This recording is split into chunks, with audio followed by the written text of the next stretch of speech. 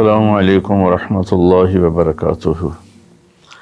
الحمد للہ وکفی وسلام علی عبادہ الذین اصطفی، اما بعد۔ رجب کے مہینہ میں اللہ تعالیٰ کے نبی کو اللہ تعالیٰ نے اپنے پاس بلایا، جس کو ہم معراج کہتے ہیں، شب معراج، لیلۃ المعراج، اور اس کے لیے اہتمام بھی کیا جاتا ہے، عبادات کا، خیرات کا۔ یہ اللہ تعالیٰ کی بہت بڑی قدرت میں سے ایک چھوٹا سا نمونہ تھا کہ 3 کپڑوں میں اٹھایا اور سارے خلا کے پردوں کو چاک کروا کے 7 آسمان کے دروازے کھلوا کر سدرۃ المنتہا پہ جبریل کی بھی بس ہو گئی کہ اس کے آگے اتنا بھی اوپر گیا تو جل کے راکھ ہو جاؤں گا، تو اس سے اوپر آپ تشریف لے گئے، اور پھر عرش خوشی سے جھوم اٹھا، اہتز عرش الرحمن، عرش خوشی سے یوں جھوم رہا تھا۔ خوشی میں انسان بے خود ہو کر جھومنے لگ جاتا ہے، تو کہ اللہ کا عرش جھومنے لگا آپ کی آمد پر، اور پہلی ہستی ہیں جن کا قدم اللہ کے عرش پر پڑا، اور اللہ تعالیٰ اور اللہ کے محبوب کے درمیان جتنے نور کے پردے تھے اللہ نے سب ہٹا دیے، اور السلام علیک ایھا النبی ورحمۃ اللہ وبرکاتہ۔ اللہ تعالیٰ نے ایسا خوبصورت سلام پیش کیا، تو اللہ کے نبی پہ قربان جاؤں، انہوں نے اپنی امت کو بھی شریک کر لیا، السلام علینا وعلی عباد اللہ الصالحین، اللہ ہمارے اوپر بھی سلام ہو آپ کا، اور جو میری امت کے نیک لوگ ہیں ان پر بھی آپ کا سلام ہو، آپ کی رحمت ہو۔ تو معراج کا واقعہ اسباب کے خلاف ایک انتہائی عجب اللہ کی قدرت ہے، اور اس میں ایک چھوٹی سی بات عرض کروں کہ جب آدمی پس جاتا ہے نا اور کہتا ہے متی نصر اللہ، یا اللہ تیری مدد کہاں ہے، تو پھر اللہ کی طرف سے جواب آتا ہے الا ان نصر اللہ قریب، بے شک میری مدد قریب ہے، آ رہی ہے۔ یہ واقعہ طائف کے بعد پیش آیا ہے، جب آپ بے بس ہو گئے تھے، پتھر کھا کے شدید زخمی ہوئے، پھر آپ مکہ تشریف لائے تو باہر ٹھہر گئے، اندر آنے کی آپ کی سکت نہیں تھی، اور آپ نے زید ابن حارثہ کو اخنس بن شریک کے پاس بھیجا کہ مجھے پناہ دو، میں مکہ میں داخل ہونا چاہتا ہوں، تو اس نے انکار کر دیا، کہا میں نہیں پناہ دیتا۔ پھر اپنے سہیل ابن عمر کو پیغام بھیجا کہ مجھے پناہ دو، اس نے بھی انکار کر دیا۔ پھر ایک اور عرب کے سردار تھے، ان کو پیغام بھیجا، غالباً صفوان بن امیہ کو پیغام بھیجا کہ مجھے پناہ دو، تو انہوں نے بھی انکار کر دیا۔ تو پھر آپ نے مطعم بن عدی کو پیغام بھیجا، ان کے بیٹے جبیر صحابی بنے، تو مطعم بن عدی کو پیغام بھیجا تو وہ اپنے بچوں کو لے کر باہر گیا، اور اللہ کے نبی کو اپنے بیٹوں کے ساتھ لے کر مکہ میں انٹر ہوا، حرم شریف میں آ کے اعلان کیا آج کے بعد محمد بن عبداللہ صلی اللہ علیہ وسلم میری پناہ میں ہے، انہیں کوئی ٹچ نہیں کر سکتا۔ ابو جہل نے کھڑے ہو کر کہا تم یہ اس کا کلمہ پڑھ کے کہہ رہے ہو یا اپنی سرداری کے زوم پر کہہ رہے ہو، اپنی سرداری کے بلبوتے پر؟ اور کہا نہیں، میں نے اس کا کلمہ نہیں پڑھا، جو اللہ نے مجھے سٹیٹس دیا ہے اس کی وجہ سے کہہ رہا ہوں۔ کہ پھر ٹھیک ہے، ہم ان کو کبھی ٹچ نہیں کریں گے۔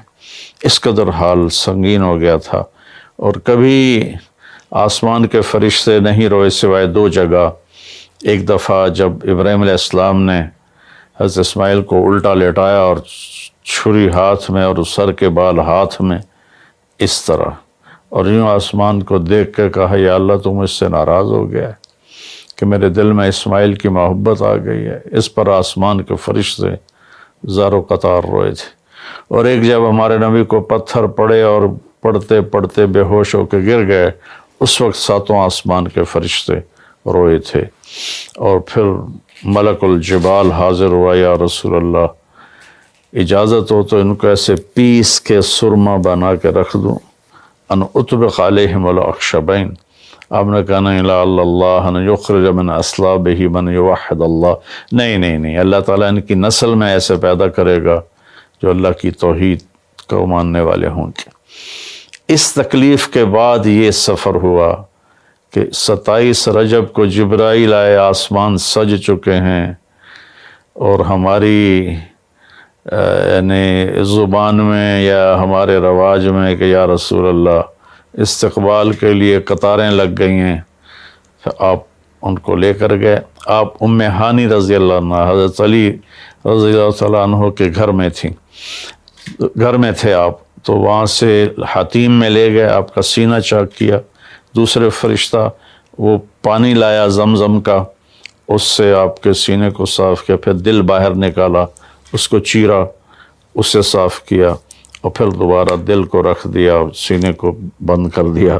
اب یہ سارا کچھ اپنے ہوش میں دیکھ رہے تھے. پھر وہاں سے براق پہ سوار ہوئے. براق گدھے سے بڑا قد، خچر سے چھوٹا قد والا ایک جانور تھا، جس پر آپ کو سوار کرایا گیا، اور وہ تھوڑا مستی کرنے لگا. تو جبریل بولے تو یہ پتہ ہے تیرے اوپر کون سوار ہیں؟ تو اس کے ساتھ ہی وہ ایک دم سر نیچے کر گیا، اور پھر وہاں سے پرواز کی بیت المقدس، اور وہاں آپ نے 2 نفل پڑھے اور ان کو وہیں چھوڑ دیا، اس کو براق کو وہیں چھوڑ دیا. وہاں سے پھر سفر شروع ہوا اللہ کی طرف. اس سفر کو اللہ نے یوں بیان کیا: سبحان الذی اسری بعبدہ لیلا من المسجد الحرام الى المسجد الاقصى الذی بارکنا حولہ لنریہ من آیاتنا انہ هو السمیع العلیم. تو اس میں اہل علم کے لیے بڑا خوبصورت نقطہ بھی میرے ذہن میں ہے کہ یہ قرآن کی پہلی صورت ہے جو سبحان مصدر سے شروع ہو رہی ہے، سبحان الذی. پھر اس کو آگے لے جا کر اللہ تعالیٰ نے مصدر کے بعد فعل ماضی ہوتا ہے تو سبح للہ ما فی السماوات والارض کے ساتھ شروع کیا. تو مصدر آیا، ماضی آیا، ماضی کے بعد مضارع ہوتا ہے، فیوچر ہوتا ہے، مستقبل ہوتا ہے. تو یسبح للہ ما فی السماوات وما فی الارض الملک القدوس العزیز الحکیم. پھر اس کے بعد امر کا صیغہ ہوتا ہے تو سبح اسم ربک الاعلی الذی خلق فسوی. یہ قرآن کا اعجاز ہے، قرآن کی خوبصورتی ہے، قرآن کی بلاغت ہے. سبحان، سبح، یسبح، سبح.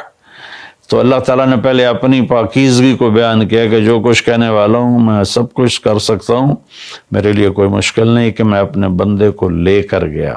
اللہ آنے جانے سے پاک ہے، لیکن با کا اضافہ یہ بتاتا ہے کہ اللہ تعالیٰ کہہ رہے تھے یوں ہی سمجھو کہ میں اپنے بندے کو خود لے کر گیا اوپر. آپ جبریل کے کندھوں پر، پروں پر سوار ہو کر نہیں گئے. آپ کا سفر الگ تھا، جبریل کا الگ تھا، یہاں تک کہ پہلے آسمان پر پہنچے تو دروازہ کھلا تو آدم علیہ السلام نے استقبال کیا، گلے لگایا.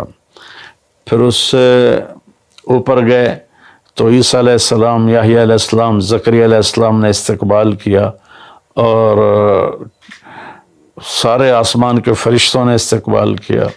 پھر اس کے بعد تیسرے آسمان پر گئے تو یوسف علیہ السلام نے استقبال کیا اور سارے فرشتوں نے.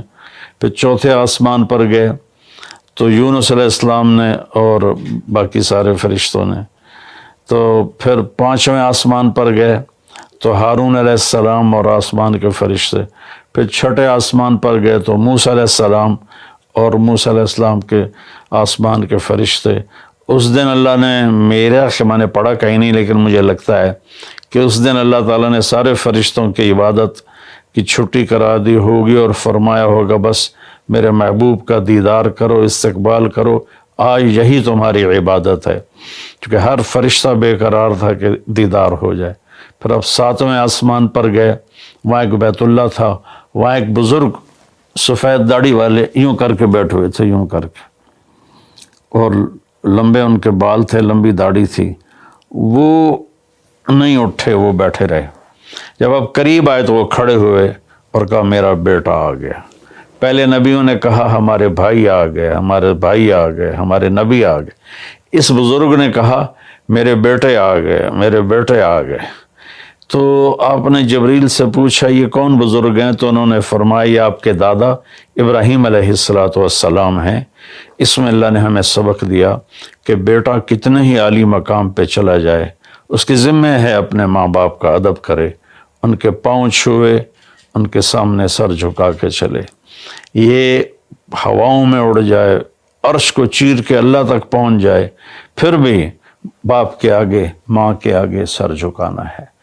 اور یہ سبق عملاً اللہ نے امت کو سکھایا، پہنچایا کہ اللہ تو جانتے تھے کہ یہ امت اپنے والدین کی کتنی نافرمان ہوگی، اور کتنے ماں باپ ہوں گے جو چھپ چھپ کے روئیں گے، کتنی مائیں ہوں گی جو دوپٹے کے پلو میں اپنے آنسو چھپا لیں گی اپنی اولاد کی نافرمانی کی وجہ سے، بدتمیزی کی وجہ سے۔ میرے نبی سے پوچھا گیا یا رسول اللہ قیامت کب آئے گی؟ تو آپ نے فرمایا اللہ کو پتہ ہے۔ کیا کوئی نشانی فرما دیں؟ ارشاد فرما دیں کہ جب مائیں بیٹیوں کے ہاتھوں ذلیل ہوں گی تو قیامت آئے گی۔ یعنی بیٹے تو کرتے ہی رہتے ہیں، اگر بیٹیاں بھی ماں کو ذلیل کریں گی تو قیامت آ جائے گی۔ تو یہ اتنا بڑا مقدس رشتہ ہے۔ آپ نے فرمایا جس نے اپنے والدین کو دکھ دیا اس پہ اللہ کی لعنت، زمین آسمان کی لعنت، فرشتوں کی لعنت، نہ اس کی نماز قبول ہے، نہ روزہ، نہ صدقہ۔ اور دوسری طرف آپ نے فرمایا جو صبح صبح ماں باپ کی زیارت کر لے تو صبح سے شام تک جنت کے 2 دروازے اس کے لیے کھل جاتے ہیں۔ نہ حال پوچھا نہ خدمت کی، صرف آ کے زیارت کی محبت کی وجہ سے۔ شام کو آ کے ان کی زیارت کی تو صبح تک جنت کے 2 دروازے اس کے لیے کھلے رہیں گے۔ پھر ان میں کوئی ایک فوت ہو جاتا ہے اور یہ اس ایک کی بھی ایسے تعداد کرتا ہے، زیارت کرتا ہے، ایک دروازہ کھلا رہے گا۔ تو یہ اس میں ایک بہت بڑا سبق تھا ماں باپ، چونکہ پہلا قصور تو ماں باپ کا ہے کہ وہ بتاتے ہی نہیں، وہ تعلیم ہی نہیں دلاتے جس سے پتہ چلے کہ ماں باپ کا مقام کیا ہے۔ اسی میں ہماری نسل ڈپریشن کا شکار ہو گئی۔ تو انہیں کیا پتہ باپ کون ہوتا ہے، ماں کون ہوتی ہے۔ تو آپ وہاں سے تشریف لے گئے تو سدرۃ المنتہا، جہاں بارڈر آ جاتا ہے ان مخلوقات کا، بارڈر پر جبریل نے کہا یا رسول اللہ بس آگے میرے پاس ویزا کوئی نہیں ہے، ایک بالشت بھی اوپر جائے، ایک گٹھ بھی اوپر جاؤں گا تو جل کے راکھ ہو جاؤں گا۔ تو اللہ نے ایک تخت اتارا، اس سے اپنے محبوب کو بٹھایا اور وہ گئے بلندیوں کو چیرتے ہوئے، اس نے عرش پر جا کر لینڈ کیا، آپ اترے، اور میرے اللہ تعالیٰ نے کہا ثم دنا فتدلی فکان قاب قوسین او ادنی۔ اللہ تعالیٰ نے اپنے محبوب کو اپنے قریب کر لیا، اتنا قریب کیا کہ فاصلے مٹ گئے، فاصلے مٹ گئے۔ تو بھائیو پھر لمبا واقعہ ہے، لوگ آج کل اتنا لمبا سنتے بھی نہیں ہیں، تو میں صرف جانے کا بتا دیتا ہوں۔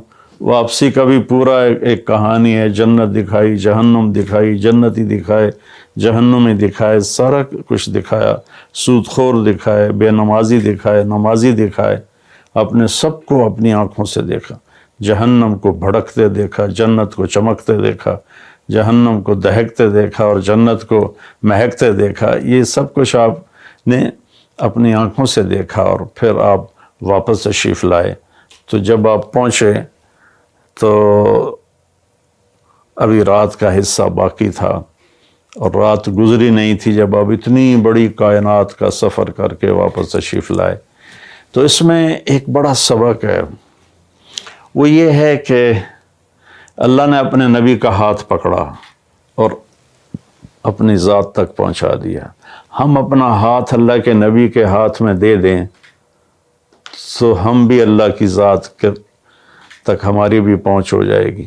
اگر کوئی بڑائی کے سفر طے کرنا چاہتا، بڑا آدمی بننا چاہتا ہے کہ میں تو جی گریٹ مین بننا چاہتا ہوں، میں کامیابی چاہتا ہوں، میں سکسیسفل لائف چاہتا ہوں، تو کامیابی ہے کہ میرا آپ کا اللہ ہم پہ راضی ہو، جب ہم مریں تو وہ ہم سے خوش ہو کر ملے، ہمیں جنت کا پروانہ دے۔ یہ ہے کامیابی۔ یہ نہیں کہ آپ بڑے مالدار بن گئے، آپ امریکہ کے صدر بن گئے، یہ نہیں ہے کامیابی۔ یہ ہے کہ آپ سے، مجھ سے اللہ راضی ہو جائے، یہ سب سے بڑی کامیابی ہے۔ تو اللہ تعالیٰ کے نبی کے ہاتھوں میں ہاتھ دے دے تو اللہ تک پہنچائی آسان ہو جائے گی۔ ایک واقعہ سنا کے ختم کرتا ہوں۔ ایک بدو آیا، کہنے لگا ہے محمد، آپ نے کہا جی۔ آپ بدتمیزی کا جواب بدتمیزی سے نہیں پیار سے دیتے، جی تیری 3 باتیں بڑی عجیب ہیں۔ آپ نے کہا کیا؟ تو کہتا ہم باپ دادے کا دین چھوڑ کے تیرے دین پہ آ جائیں گے، ہم کیوں چھوڑیں باپ دادے کا دین؟ کہا اچھا اور؟ تو کہتا ہے کہ ہم مر کے مٹی ہو جائیں گے اور پھر دوبارہ زندہ کیے جائیں گے۔ کہا اچھا اور؟ تو کہتا ہے سورے عرب کو تیری امت فتح کر لے گی، ایران اور یورپ کو بھی تیری امت فتح کر لے گی۔ تو یہ کیسی بچوں والی باتیں کہا، ان کو روٹی نہیں ملتی اور یہ سنا رہا ہے ان کو کہ اس سے کیسر اور کسرا 2 بڑے بلاک تھے اس وقت۔ تو آپ نے مسکرا کے فرمایا انشاءاللہ تیری عمر لمبی ہوگی، تو دیکھے گا کہ سارا عرب و عجم میرا کلمہ پڑھے گا، پھر تو دیکھے گا کہ سارا عرب و عجم یہاں مدینہ ڈھک کے آئے گا، اور پھر تو دیکھے گا کہ اللہ تعالیٰ قیامت کے دن تجھے بھی کھڑا کرے گا، مجھے بھی کھڑا کرے گا، اور میں تیرا ہاتھ پکڑ کے تجھے یاد دلاؤں گا کہ ہو گیا یہ زندہ ہونا کہ نہیں ہوا۔ تو وہ کہنے لگا نہیں میں نہیں مانتا، تو چلا گیا۔ اس نے پھر ابوبکر صدیق کے دور میں دیکھا سارا عرب فتح ہو گیا، کہنے لگا پہلی بات تو پوری ہوگی، ساری قوم نے کلمہ پڑھ لیا۔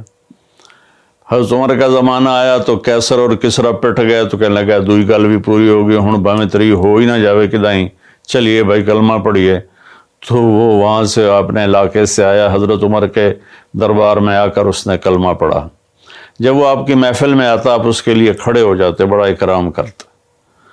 تو ایک دفعہ فرمایا کہ تم دیکھتے ہو میں اس بدو کا بڑا اکرام کرتا ہوں، میں اس محفل میں تھا جس میں اللہ کے نبی نے کہا تھا کہ رہے گی تیسری بات تو تیرا ہاتھ پکڑ کے بتاؤں گا کہ ہوئی کہ نہیں ہوئی، ہم مر کے زندہ ہوئے ہیں کہ نہیں ہوئے، اور قیامت کا دن جس کا ہاتھ میرے نبی کے ہاتھ میں آ گیا وہ جنت میں پہنچانے سے پہلے کبھی نہیں چھوڑیں گے۔ تو یہ وہ شخص ہے جس کا ہاتھ میرے نبی نے پکڑا ہوا ہے، اس کو جنت تک پہنچا کے چھوڑیں گے۔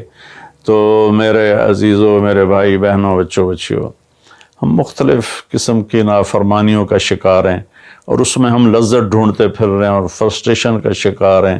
ہماری نئی نسل نشوں پہ لگی ہوئی ہے۔ اللہ کے واسطے سب سے ہاتھ چھڑا کر اللہ کے نبی کو اپنا ہاتھ پکڑا دو، آپ کو یوں پکڑیں گے اور اللہ پاک سے جا کر ملا دیں گے، اور فرشتے بھی آپ پر رشک کریں گے۔ یہ واقعہ معراج کی اصل تھیم ہے، اور واقعہ معراج کا اصل پیغام ہے کہ کی محمد سے وفاتوں نے تو ہم تیرے ہیں۔